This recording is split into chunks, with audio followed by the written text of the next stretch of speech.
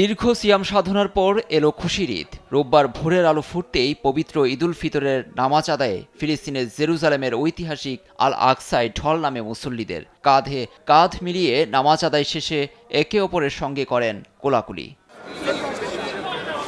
Israeli হামলায় ধ্বংসস্তূপের মাঝে দাঁড়িয়ে ঈদের জামাত আদায় করেন গাজাবাসী। যুদ্ধ নয়, শান্তি চান এসব মুক্তিকামী মানুষ।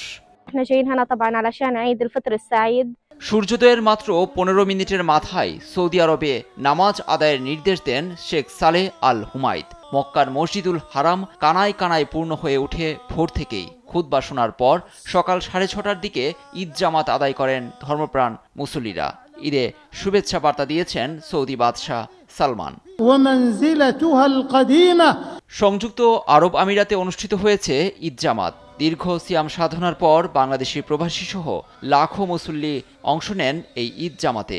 দুবাই, শারজাহ, আবুধাবি, রাস আল খাইমা সহ প্রধান প্রধান স্থানগুলোতে বড় পরিসরে অনুষ্ঠিত হয় ঈদের নামাজ।